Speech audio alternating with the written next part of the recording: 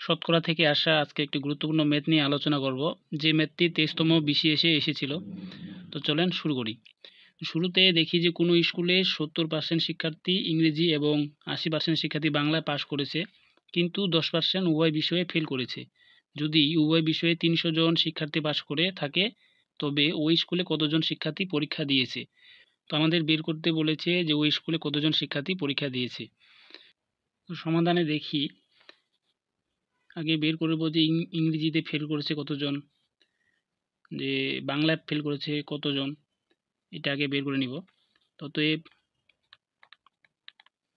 ইংরেজিতে ফেল করেছে, তো টোটাল 100% থেকে যদি আমরা 70% বাদ দিই, তাহলে থাকতেছে 30%। এই 30% হচ্ছে ইংরেজিতে ফেল করেছে। তো এইভাবে বাংলায় ফেল করেছে, তো এখানে দেওয়া আছে পাস করেছে 80%, তাহলে ফেল করবে 80 হচ্ছে আপনার 20%। 20% বাংলায় ফেল করেছে। তো আগে যেটা বের করব, শুধু ইংরেজিতে ফেল করেছে, শুধু ইংরেজিতে ফেল করেছে,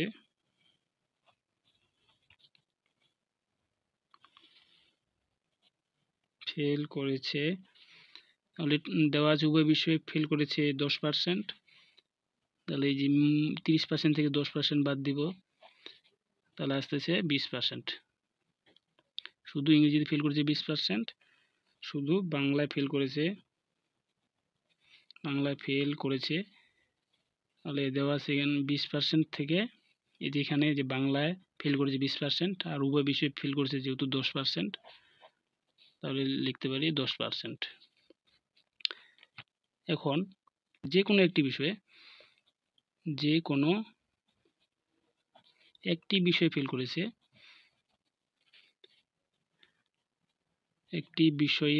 করেছে,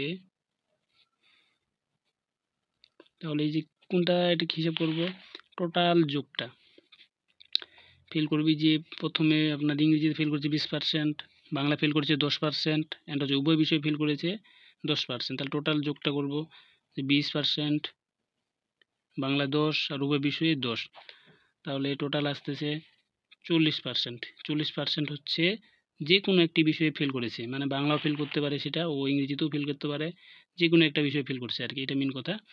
তো এখন তাহলে উভয় বিষয়ে পাস করেছে, এখান থেকে বের করা যায় উভয় বিষয়ে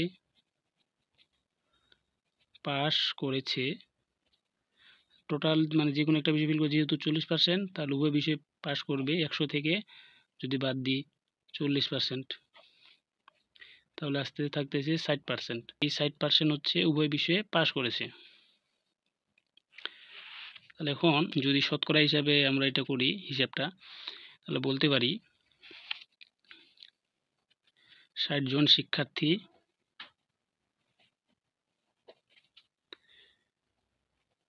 পাস করেছে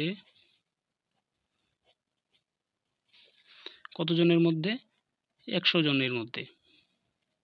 100 জনের মধ্যে, অতএব একজন শিক্ষার্থী পাস করেছে 100 ভাগিত 60 জনের মধ্যে। তো এখানে এই যে টোটাল কোশ্চেনে দেওয়া আছে 300 জন শিক্ষার্থী, এই যে কোশ্চেনে দেওয়া আছে 300 জন শিক্ষার্থী পাস করেছে। তো এটা তাহলে বলতে পারি 300 জন শিক্ষার্থী পাস করেছে, 100 গুণন 300, নিচে আসে 60। তো এটা যদি ক্যালকুলেশন করি, 0 0 কাটা 6 5 30, 50। তো এখানে থাকলো 50 দিয়ে গুণ করি, তাহলে আসতেছে 500। এই যে তাহলে স্কুলে শিক্ষার্থী সংখ্যা ছিল 500 জন।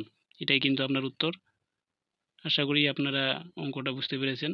যদি না বুঝে থাকেন, শুরু থেকে আপনারা অঙ্কটি দেখবেন, আশা করি বুঝতে পারবেন। ধন্যবাদ।